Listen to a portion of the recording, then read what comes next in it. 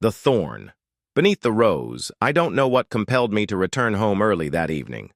Maybe it was the mounting exhaustion from work or the restless feeling that had been gnawing at the edges of my mind for weeks. I stepped out of my car, the crisp autumn air brushing against my face, the faint scent of fallen leaves mingling with the faint metallic tang of coming rain. The house loomed before me, its warm light spilling out onto the driveway, a picture of serenity. Yet, as I approached the door, an unshakable unease coiled around me, tightening with every step. Sliding my key into the lock, I turned it gently, almost hesitantly. The door gave way with a soft creak, and I stepped inside. The familiar scent of lavender lingered in the air, a scent Claire loved. I set my briefcase down quietly, my footsteps muffled by the plush carpet.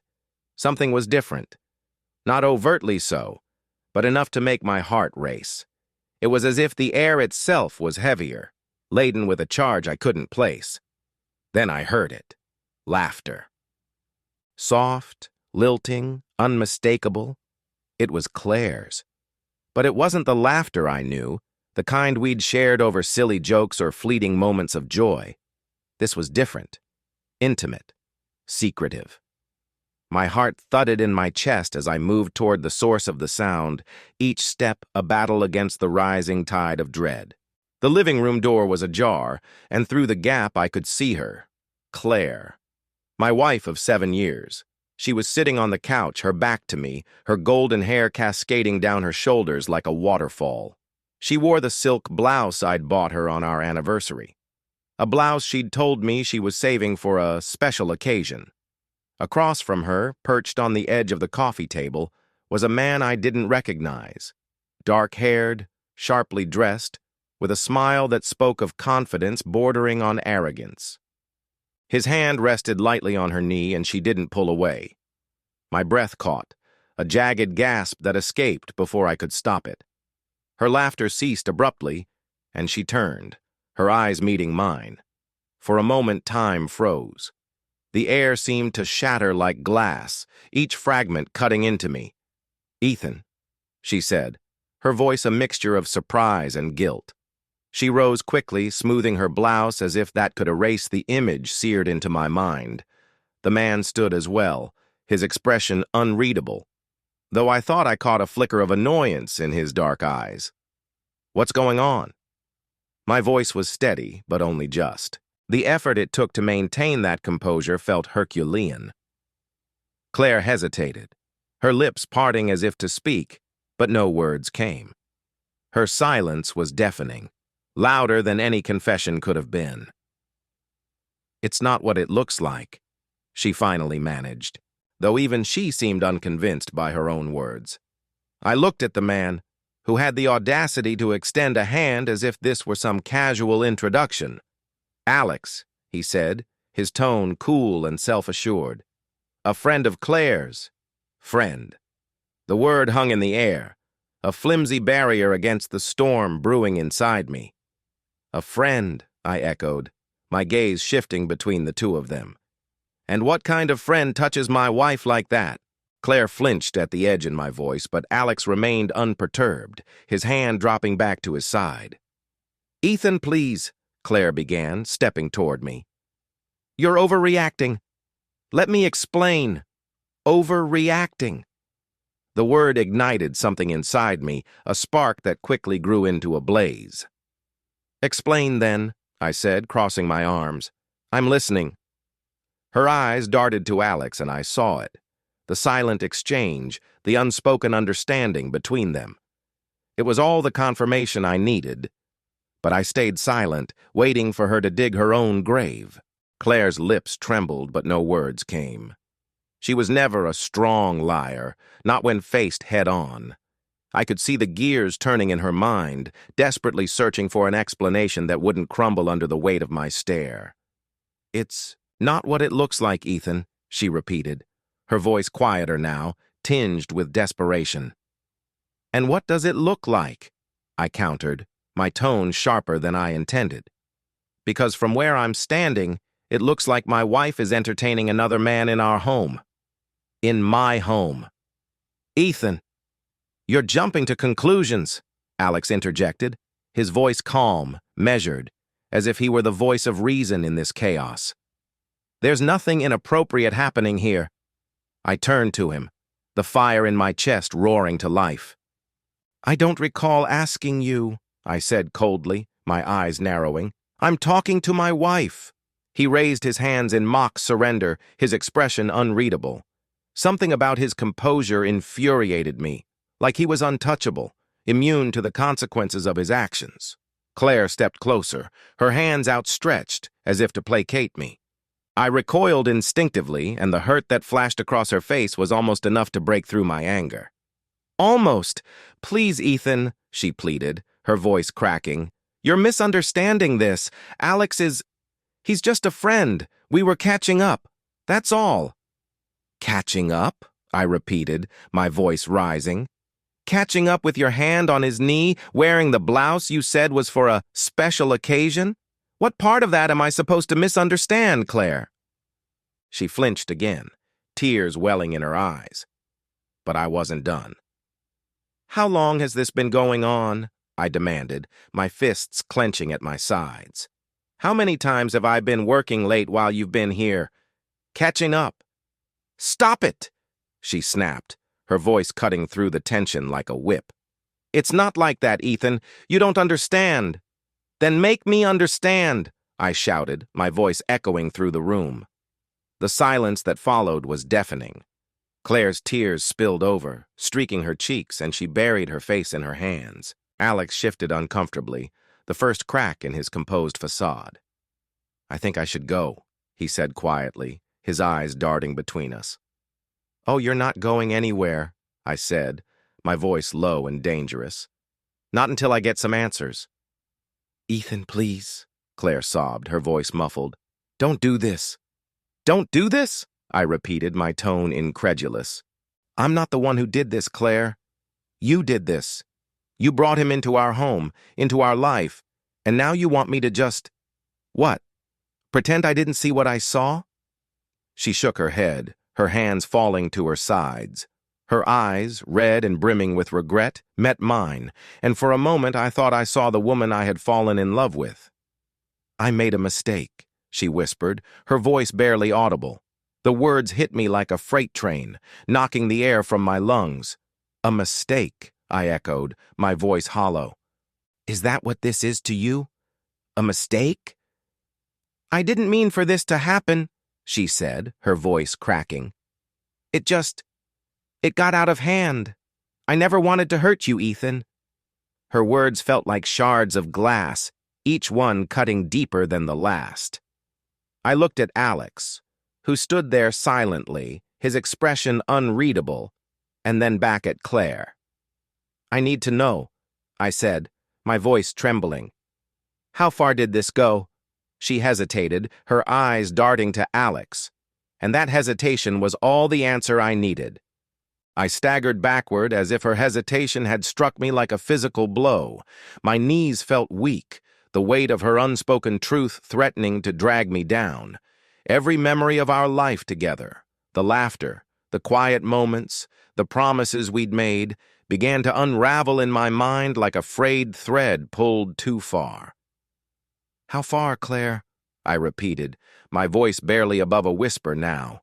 The edge of anger was gone, replaced by something colder. Numbness. Tell me the truth. She wiped at her tears with trembling hands, her lips quivering as she spoke. It wasn't physical, she stammered, her voice breaking. Not fully. I swear, Ethan, it was just emotional. It got complicated, but I cut her off, a bitter laugh escaping me. Not fully? Is that supposed to make this better? Am I supposed to feel relieved that you didn't cross all the lines? Claire reached out as if to touch me, but I stepped back, the gesture halting her in midair. I could see the desperation in her eyes, the regret. But it didn't matter. The damage was done. I was lonely, she admitted, her voice barely audible. You've been so busy, Ethan, always at work, always stressed. I felt like I wasn't enough for you anymore. The words stung, but they also sparked something in me. Anger, not just at her, but at myself. Had I neglected her? Had I been so consumed by my own world that I'd driven her into someone else's arms? No, this wasn't my fault. She had choices, and this was the one she made. "Don't you dare try to put this on me," I said, my voice sharp. "I've worked late because I was trying to build a future for us, for you. Do you think I enjoy being stuck in that office every night? Do you think I don't miss coming home and spending time with my wife? But instead of talking to me, instead of telling me how you felt, you turned to him." I pointed at Alex, who shifted uncomfortably but said nothing. His silence only fueled my rage. "Who the hell are you anyway?" I demanded, turning to him. "What kind of man gets involved with another man's wife? Do you even have the decency to feel ashamed?" "Ethan, stop," Claire interjected, stepping between us. "This isn't about him, it's about us." "No," I said firmly, my eyes boring into hers. "This is about you, the vows you made, the trust you broke. Do you have any idea what you've done to me?" Her shoulders slumped, and for a moment, she looked utterly defeated. "I never wanted this," she whispered. "I never wanted to hurt you. I was stupid, Ethan. Stupid doesn't even begin to cover it," I snapped. "You betrayed me, Claire. You betrayed us." The weight of those words hung heavy in the air. I saw her crumble under them, her tears flowing freely now. Alex, still silent, finally moved toward the door, his gaze avoiding mine. "I should leave," he said quietly, his voice devoid of the smug confidence he'd shown earlier. "You're damn right you should," I muttered, watching as he slipped out without another word. The door clicked shut behind him, leaving Claire and me alone in the suffocating silence of the living room. She sank onto the couch, burying her face in her hands. I stood there, staring at her, the anger in me slowly giving way to something more insidious, a hollow ache, a sense of loss. I wanted to scream, to cry, to demand answers that I wasn't even sure she could give. But all I could do was stand there, my fists clenched at my sides, as the weight of her betrayal pressed down on me. "Is this the end, Claire?" I asked, finally, my voice raw. "Is this how our story ends?"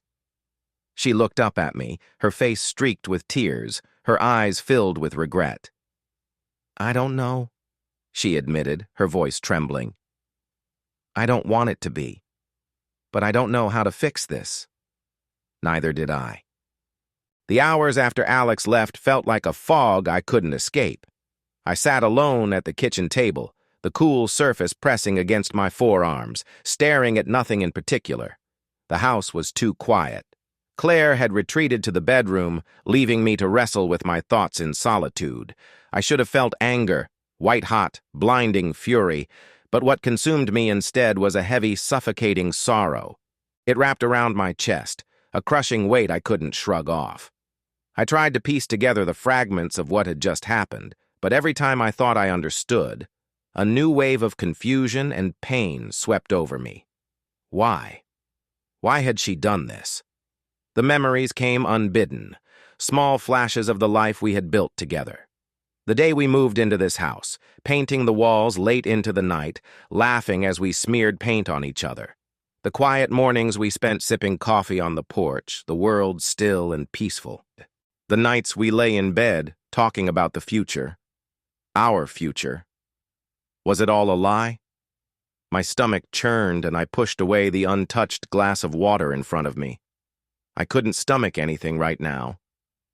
I leaned back, closing my eyes. But the images followed me. Claire's face when she turned and saw me standing there, the way her voice cracked as she tried to explain. And Alex. The way he looked at her, as if he belonged in her world. As if I didn't. I slammed my fist against the table, the sharp sound echoing through the empty kitchen. The sudden pain in my hand grounded me, giving me a focus, however fleeting. I couldn't sit here. I couldn't keep spiraling in my own head. Rising abruptly, I grabbed my jacket and keys, the need to escape overwhelming. The cold night air hit me like a shock as I stepped outside. The stars above were scattered like tiny pinpricks of light, indifferent to the chaos inside me. I got into my car and drove without a destination, the hum of the engine a faint distraction from the turmoil in my mind. I found myself at the park where Claire and I used to walk on Sundays. The benches and pathways were empty, the only sound the rustle of leaves in the breeze. I parked and stepped out, the crunch of gravel underfoot grounding me momentarily. I wandered aimlessly, hands shoved into my pockets, until I reached the small pond at the center. The water was still, the moon casting a silver reflection across its surface. I sat on a bench, staring at the ripples caused by a stray breeze. Why wasn't I enough? I whispered to no one. The words hung in the air, unanswered. I thought of the nights I worked late, the times I missed dinner because of a deadline, the moments I let slip by because I thought there would always be more time. But I also thought of the effort I'd put in, the ways I'd tried to show her I cared. The surprise trips, the flowers just because, the nights I held her when she cried, even when I didn't know the reason for her tears. Had it all been in vain? A part of me wanted to blame myself, to believe that if I had been better, this wouldn't have happened.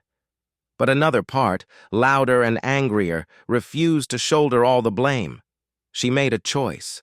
She let Alex into our life, into her heart. And now, I didn't know where that left me. The cold began to seep into my bones, and I knew I couldn't stay here all night. I returned to the car, the drive home a blur.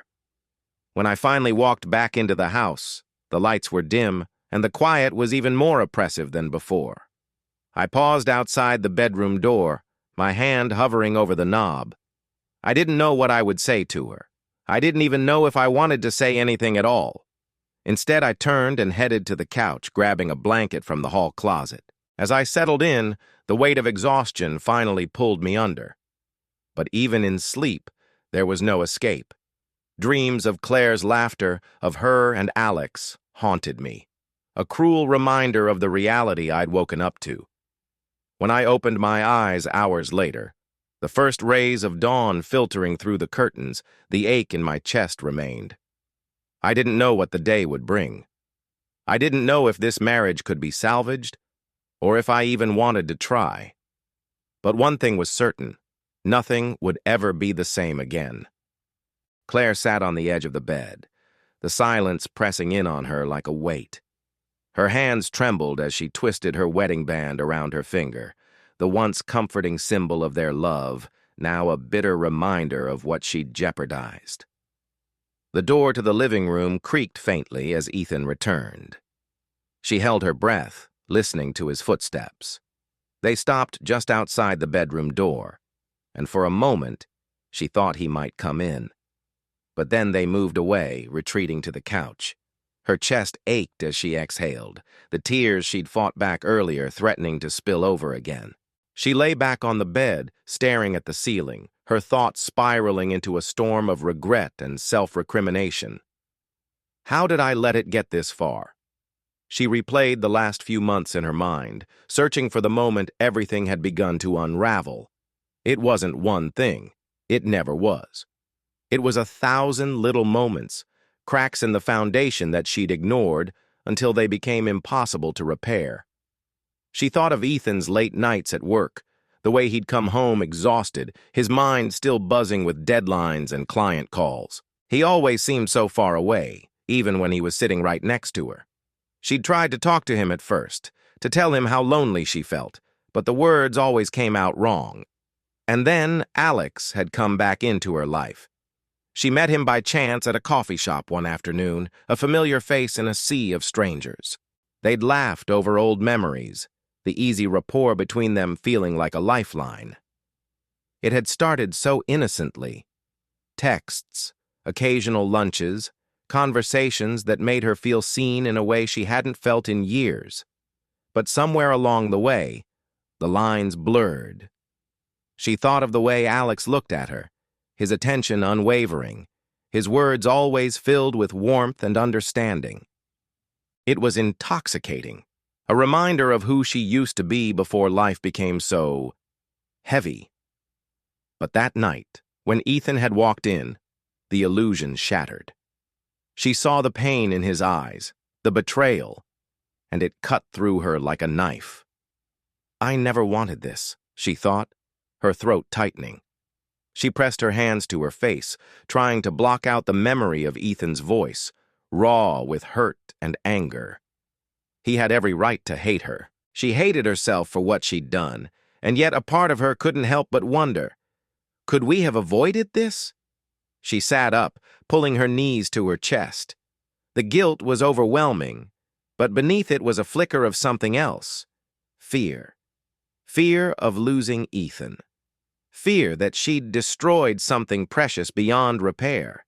She wanted to tell him the truth, to explain how lost she'd felt, how she'd reached for Alex out of desperation, not love. But would he even listen? Could he forgive her? The sound of the couch creaking in the living room made her flinch. She pictured Ethan lying there, his broad shoulders slumped, his face drawn with exhaustion. He had always been her rock, steady and dependable, even when life threw them curveballs, and she had repaid him by betraying his trust. Her tears came then, hot and unrelenting. She cried for him, for herself, for the wreckage of their marriage that lay scattered between them. When the tears finally stopped, she felt hollow, emptied out. But in that emptiness, a single thought took root. I have to try. I owe him that much. She didn't know if Ethan would ever forgive her. She didn't know if she deserved his forgiveness, but she knew one thing for certain. She couldn't let their story end like this, not without fighting for it. The memory of that evening was a heavy stone in Claire's chest, but she couldn't deny it. Not to herself. She had crossed lines she never thought she would, and the weight of her choices clung to her like a shadow. It had been a month before Ethan discovered the truth. The moment that haunted her most wasn't when she saw Ethan's shattered expression, or when Alex had quietly left their home. It was the night she chose to betray her vows. It started innocently, or so she told herself at the time. Alex had been a constant presence in her thoughts since their unexpected meeting. They texted occasionally, exchanged pleasantries, and talked about mundane things like work and life. But it wasn't the content of their conversations that mattered. It was the way he made her feel. Seen. Wanted. Ethan was always busy, his world a whirlwind of conference calls and deadlines. She had convinced herself that his distance wasn't intentional, but it didn't make the loneliness any easier to bear. Nights felt longer, the silences in their home growing more oppressive with each passing day. One Friday evening, when Ethan called to say he'd be working late again, Claire found herself scrolling through her messages with Alex. The text thread was harmless enough, filled with casual banter and jokes that only old friends would understand. Yet her fingers hovered over the screen, her heart pounding as she typed out a message. "Feel like meeting up? I could use the company tonight." They met at a quiet bar tucked away from the busy streets, the kind of place where no one would recognize her. She told herself it was just a drink, a chance to talk to someone who understood her. Alex greeted her with a warm smile, his eyes lighting up when he saw her.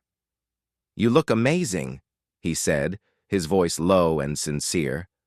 Claire laughed softly, brushing off the compliment, but she couldn't ignore the flutter in her chest. She felt alive in a way she hadn't in years, and it terrified her. They talked for hours, their conversation easy and effortless. Alex listened intently, his gaze never wavering, as she opened up about her frustrations, her loneliness, and the growing chasm between her and Ethan. He didn't judge or try to fix things, he simply listened. When the bar began to empty and the night grew colder, Alex suggested they take a walk. Claire hesitated, knowing she should say goodbye and go home. But instead, she found herself nodding, her legs moving almost of their own accord as they stepped outside. They wandered through the quiet streets, their shoulders brushing occasionally. Alex's presence felt comforting, a balm for the ache in her heart. When they reached a small park, he stopped and turned to her. "Claire," he said softly, his voice tinged with something she couldn't quite place. "You deserve to be happy. You know that, right?" The words hit her like a wave, and she felt her eyes sting with tears. She looked away, trying to compose herself, but Alex gently touched her chin, guiding her gaze back to him. In that moment, she didn't think about Ethan or their life together. She didn't think about the consequences. All she saw was Alex, his expression filled with something that looked like tenderness. He leaned in, and she didn't stop him. The kiss was soft at first, tentative, as if he was waiting for her to pull away. But when she didn't, it deepened, his hands sliding to her waist. Her mind screamed at her to stop, to think, to remember what was at stake. But her body didn't listen. They ended up at his apartment, the air between them electric and charged. Claire told herself it was a mistake even as it was happening, the rational part of her mind drowned out by the rush of adrenaline and desire. In the morning, the weight of what she'd done hit her like a freight train. She dressed quickly, avoiding Alex's gaze, and left without saying much. Her heart pounded in her chest as she drove home, the reality of her actions settling in with suffocating clarity. Claire swore to herself it would never happen again, that she would bury the memory and try to rebuild what she'd broken with Ethan. But no matter how hard she tried to push Alex out of her mind, he lingered there, a reminder of her deepest shame and her unspoken desires. The affair had been more than a single night. It was a symptom of something much deeper, a wound in her marriage that she hadn't known how to heal. And now, as she sat in the aftermath of Ethan's discovery, she wondered if that wound had grown too large to ever close. Claire paced the bedroom, her thoughts a tangled mess. The weight of her actions threatened to crush her, but the worst part was knowing she had no one to blame but herself. Every decision, every step she'd taken had led her here. Ethan's voice from the night before still echoed in her mind. "I loved you, Claire. Was that not enough?" His words were raw, his voice breaking in a way she had never heard before. Her chest tightened. She had betrayed him, not just once but multiple times, and now the full gravity of her choices bore down on her. There was no undoing what she'd done, no excuse that could erase the pain she'd caused. She glanced at the closed bedroom door, imagining Ethan on the couch. She had seen the exhaustion in his eyes, the way his shoulders slumped as he walked away from her.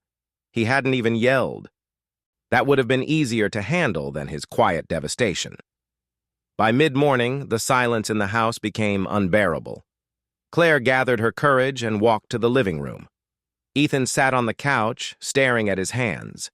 He looked up as she entered, his expression unreadable. "We need to talk," she said softly, her voice trembling. He nodded but didn't say anything, his eyes fixed on her like he was bracing for impact. She sat on the armchair across from him, the space between them feeling like a chasm. For a moment, neither of them spoke. Claire's heart raced as she tried to find the right words. "I don't know where to start," she admitted, her voice barely above a whisper. Ethan's jaw tightened.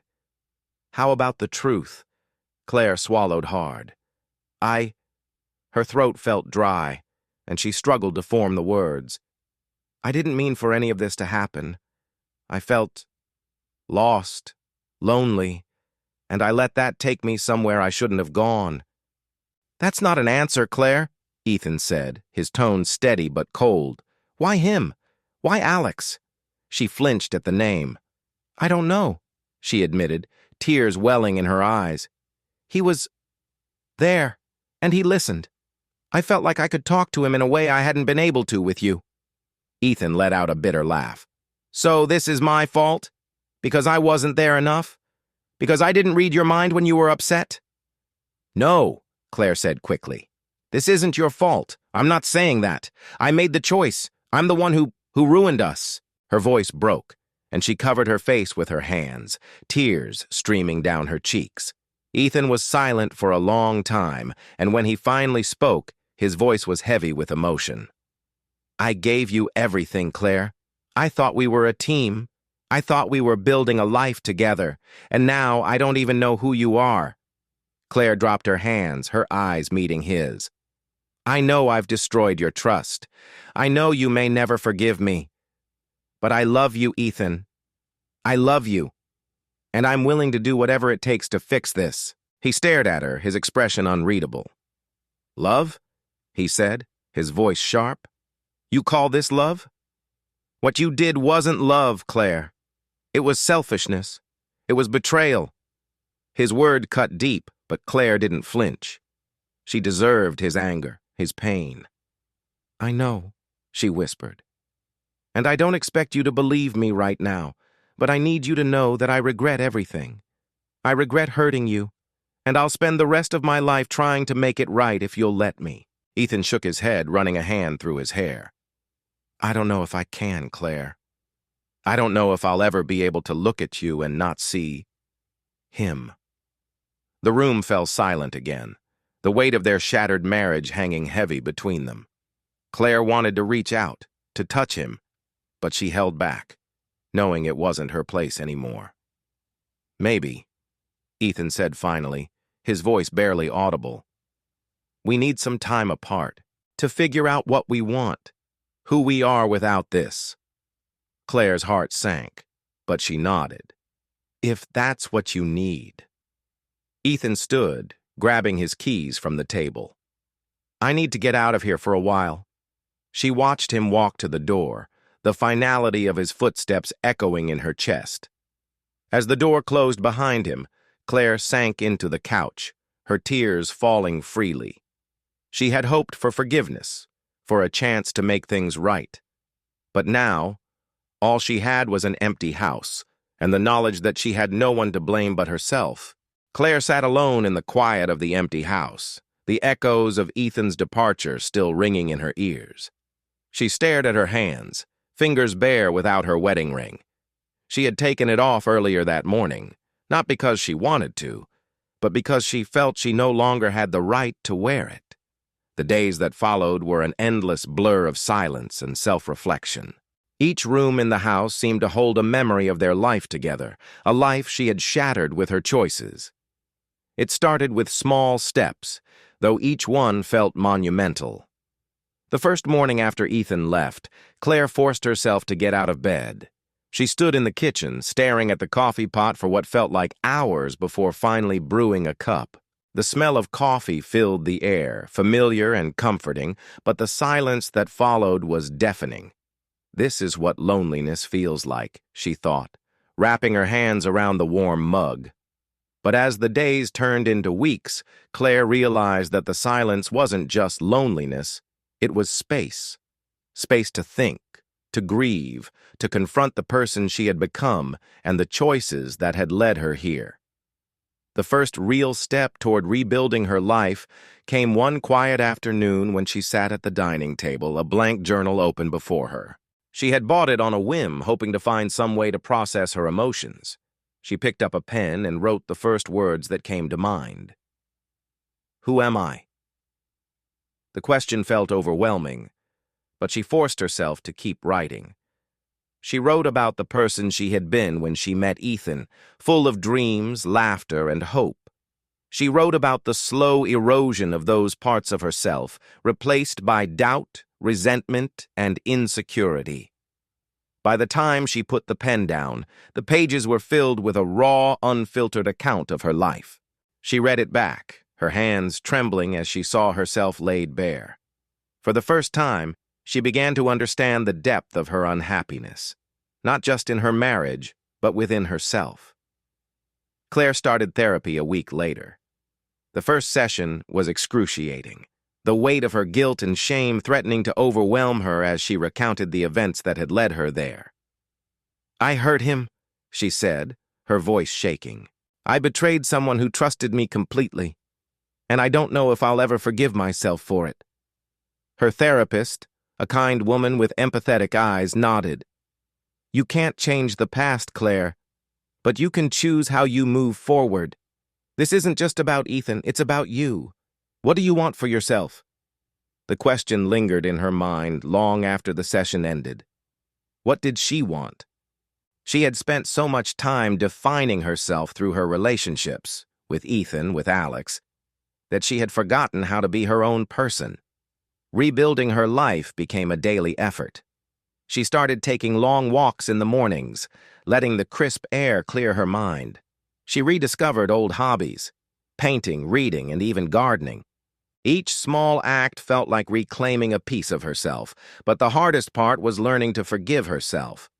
Some nights the guilt was unbearable. She would sit in the living room staring at the empty couch where Ethan had once sat and wonder if he would ever come back. If he did, would he see her as someone worth forgiving? And if he didn't, could she find a way to live with that? One evening, months after Ethan had left, Claire sat in the garden she had spent weeks cultivating. The flowers were in full bloom, their vibrant colors a stark contrast to the darkness she had felt for so long. She looked down at her hands, now calloused from hours of planting and tending. They were the same hands that had betrayed her husband, but they were also the hands that had created something beautiful. For the first time, she felt a glimmer of hope. She couldn't undo the past, but she could choose the kind of person she wanted to be moving forward. Would you like the story to delve into whether Ethan eventually reaches out or focus solely on Claire's journey toward self-discovery and healing? Ethan's days apart from Claire were marked by a constant struggle between anger, heartbreak, and the faintest threads of nostalgia. He had rented a small studio apartment across town, a stark and lonely space that mirrored the emptiness he felt inside. The walls were bare, the furniture sparse, and the silence almost unbearable, yet it was exactly what he needed. Every morning he woke early, his body moving through the motions of his old routines. Coffee brewed, a quick jog through the park, and then hours spent at work. But no matter how busy he tried to keep himself, Claire's voice would slip into his thoughts, her laughter from happier times haunting him. One evening, Ethan found himself scrolling through his phone, his thumb hesitating over the Photos app. He hadn't been able to bring himself to look at their memories since leaving, but tonight something compelled him to face it. The first picture that appeared was from their honeymoon, Claire standing barefoot on a sunlit beach, her hair wild in the wind, her smile radiant and carefree. He stared at it for a long time, his chest tightening. When did we lose this? He wondered. He flipped to the next photo, then another, each one a snapshot of a life that felt worlds away from where he stood now. It wasn't just the betrayal that haunted him. It was the question of why. Why had she sought comfort in someone else? Had he failed to see her unhappiness? Had he been so caught up in his own world that he missed the cracks forming in their marriage? Ethan started therapy too, though he was hesitant at first. His therapist, a soft-spoken man with a knack for asking the right questions, didn't let him stay on the surface for long. "What do you miss most about her?" the therapist asked one session, after Ethan had spent most of the hour talking about his anger. Ethan stared at the floor, his fists clenched. I miss how she made me feel. Like I mattered. Like I was enough." "And now?" Ethan shook his head, his voice breaking. "Now, I don't know. I don't know if I'll ever feel that way again.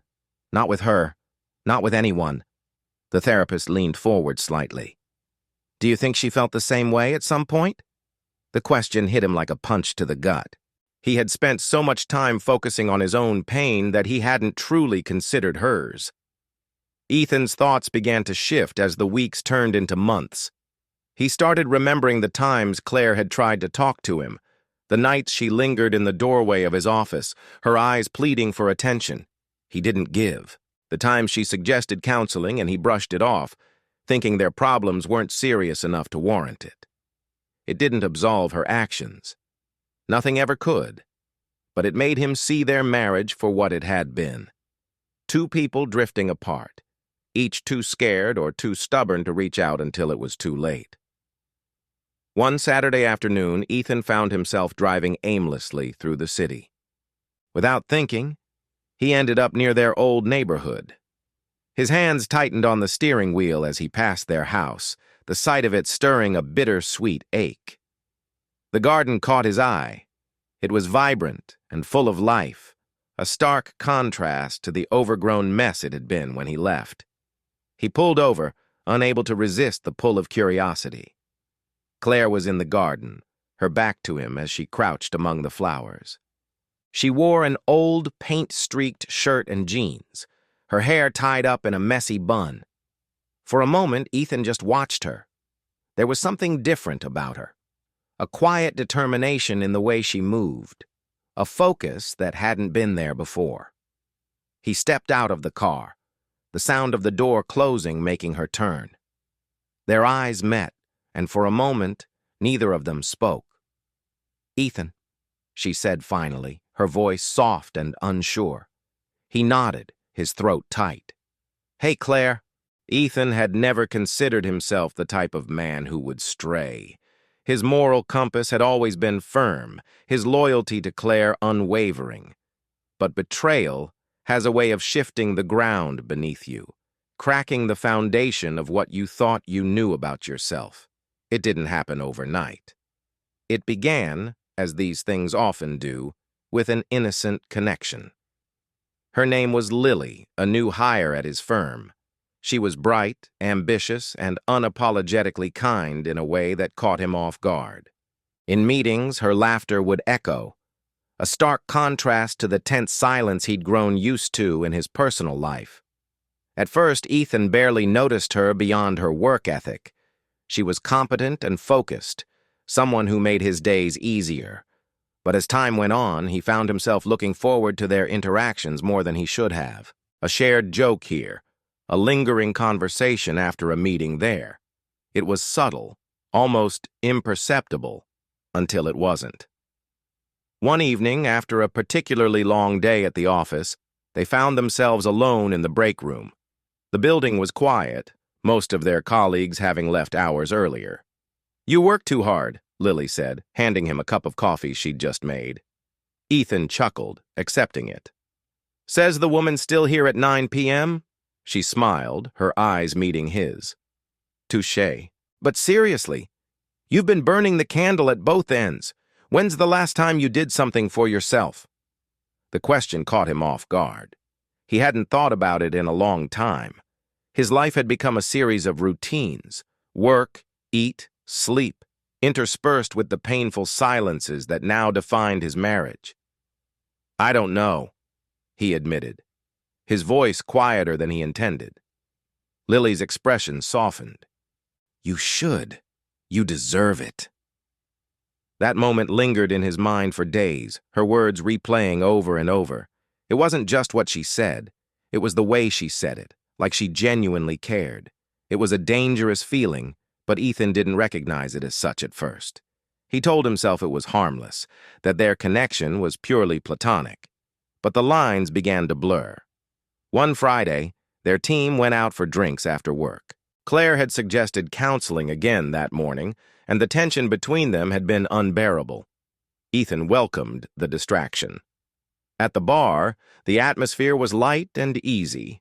Ethan found himself laughing more than he had in months, his usual reservations slipping away with each sip of whiskey. Lily sat beside him, her presence a comforting balm to his frayed nerves. When the night wound down, she offered to share a cab. It felt innocent enough, until it wasn't. In the cab, the air between them was thick with unspoken tension. Ethan could feel the pull, the magnetic draw of something forbidden. He told himself to stop, to keep the distance he knew he should maintain. But when they reached her apartment and she hesitated at the door, looking back at him with those searching eyes, he faltered. "Do you want to come up for a coffee?" she asked, her voice soft, almost hesitant. Every rational part of him screamed no. But rationality was drowned out by the ache in his chest, the desire to feel something other than the hollow emptiness that had consumed him for so long. He nodded. It was one night, one moment of weakness that stretched into hours of regret. The next morning, Ethan woke in her bed, the weight of his actions crashing down on him. He left without a word, his mind spinning. The guilt was suffocating, but it was tangled with a strange sense of clarity. He had done the very thing he hated Claire for. He had crossed a line he never thought he would. As he sat in his car outside her building, his hands gripping the steering wheel, Ethan realized the truth. They were both broken, caught in a cycle of hurt and betrayal that neither of them seemed able to escape. Ethan's guilt gnawed at him constantly, a presence that loomed over every part of his life. The affair, though brief, had shattered something inside him, something he hadn't even known was fragile. It wasn't just the physical betrayal. It was the realization that he, too, had sought solace in someone else when things became too hard at home. He hadn't just cheated on Claire. He had abandoned the very foundation of trust that had once defined their marriage. The morning after his night with Lily, he had sat in his car, staring blankly at the steering wheel. What the hell have I done? The question circled in his mind, relentless, even as he forced himself to drive home. When he walked into their house later that morning, Claire was there, as always, sipping her coffee at the kitchen counter. She looked up at him briefly, offering a weak smile. But it was clear that she saw the shift in him. The space between them had been growing for months. She had to feel it, too. "Morning," she said, her voice soft, distant. Ethan couldn't bring himself to say anything at first. He just stood there, feeling the weight of his actions crushing him. His eyes lingered on her face, the face he once knew so well, and the ache in his chest deepened. She deserved better than him. "Claire, he began, his voice faltering. The words he needed to say were tangled, knotted in his throat, but the truth was like a dagger in his chest. He knew he couldn't keep living this lie. Not anymore. She looked at him, her eyes searching his face for something she could recognize. "What's wrong, Ethan?" His heart beat louder in his chest. "I can't keep doing this to her.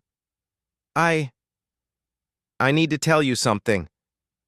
His words felt foreign to him, each one heavier than the last.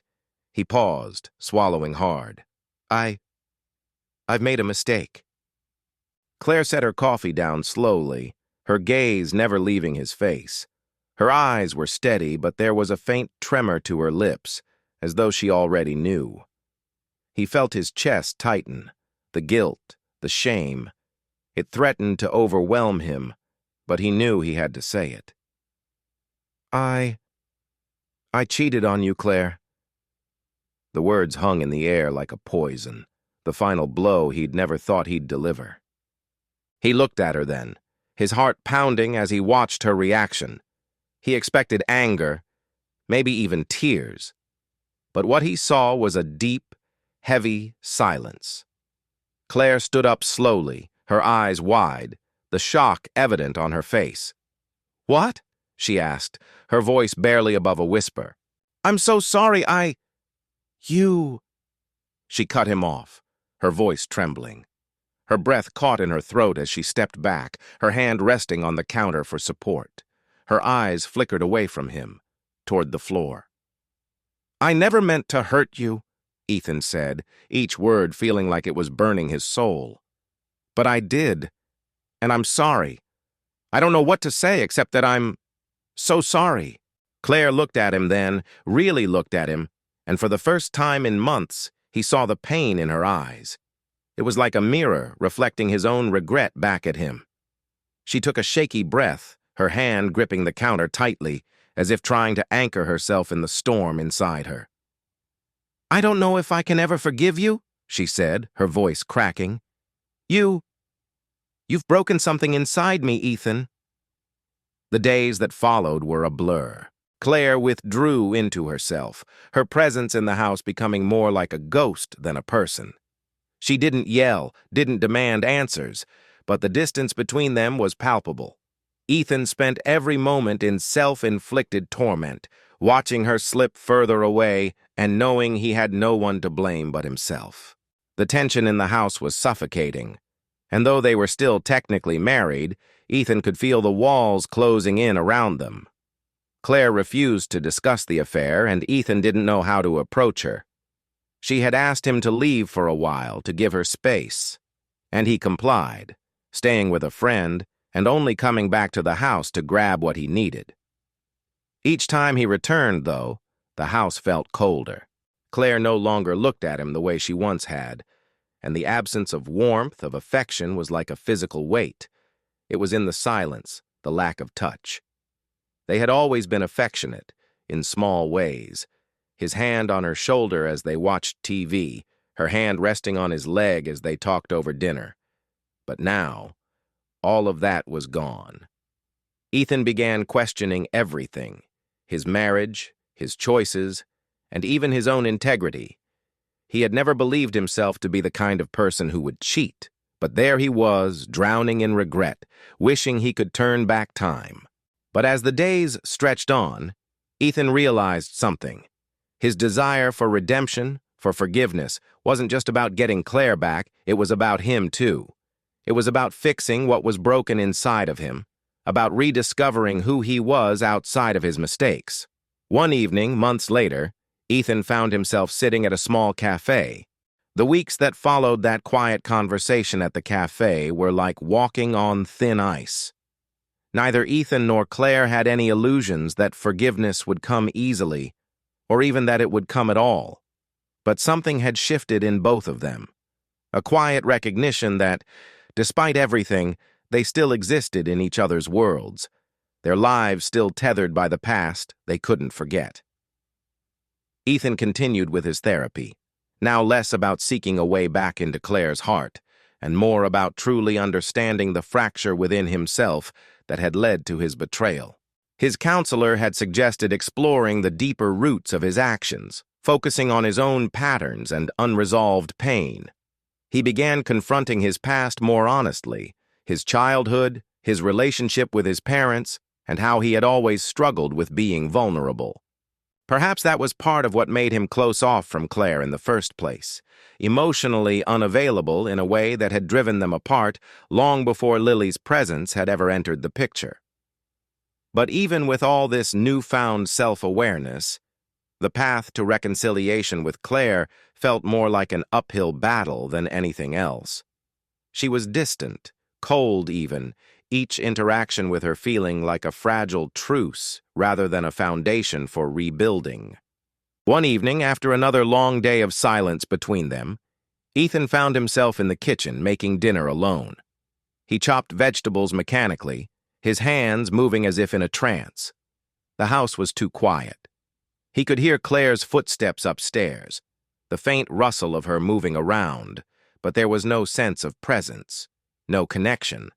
That was the hardest part, the absence of warmth. They had once shared everything, the mundane, the meaningful, the trivial, but now, even the smallest of conversations felt strained. Claire entered the kitchen quietly, her figure silhouetted in the doorway. Ethan glanced up, their eyes meeting for the briefest moment, before both of them turned away, too unsure of what to say, of what they even had left to say to each other. "You don't have to cook," she said softly, a half-hearted attempt at offering him a way out of the silence. Ethan felt the knot in his chest tighten. He wasn't cooking for her forgiveness. He wasn't cooking to fix anything. But somehow it still felt like a small act of devotion, even if it didn't mean much in the grand scheme of things. "I want to," he replied, his voice low but firm. She didn't respond right away, but instead lingered, her eyes studying him like she was trying to understand the man standing in front of her, the man who had hurt her in ways words couldn't heal. It felt suffocating, that look, yet it was also a strange kind of relief. She hadn't walked away from him, not yet. There was still something left in the air between them. Claire hesitated, as if the next words she said would break the fragile peace they'd built. I don't know how we go forward from this, Ethan. I don't know how we rebuild trust when it feels like we're standing on opposite sides of this chasm. Ethan stopped chopping the carrots, his hands frozen mid-motion. Her words hit him in a way that felt like a physical blow. The gap between them had never felt so wide, so insurmountable. He had betrayed her, and now, no matter how many apologies he uttered, no matter how many efforts he made, it was clear. There was no simple bridge back to what they once had. I don't either, Ethan said, his voice barely above a whisper. But I'm willing to try. For us. For whatever this is. Whatever we can salvage. But I know it's not enough to just say it. I've said a lot of things, Claire. I've hurt you in ways I can't take back, and I know that. Claire stepped closer, her eyes not leaving his face. There was a vulnerability in her expression that had been missing for months. It was like she had allowed herself a crack in her emotional armor, just a small opening. You hurt me, Ethan. I can't pretend it didn't happen. But I don't want to keep living in the shadow of it. It's exhausting. I don't know if I can forgive you yet. But I want to learn how to breathe again without the weight of this hanging over me. For a moment, neither of them moved. The weight of her words hung heavy in the air, suspended between them like a fragile thread. Ethan's heart twisted at the realization that Claire was no longer asking him for promises she knew he couldn't keep, but instead, she was offering him a raw, painful truth, one that he couldn't run from. She was trying to figure out how to live without the anger, without the bitterness, even if it meant still being tethered to him in a way that was uncertain, fragile. And for the first time in what felt like forever, Ethan understood that it wasn't just about repairing their marriage, it was about healing themselves first. Only then, if they were willing, could they even think about moving forward together.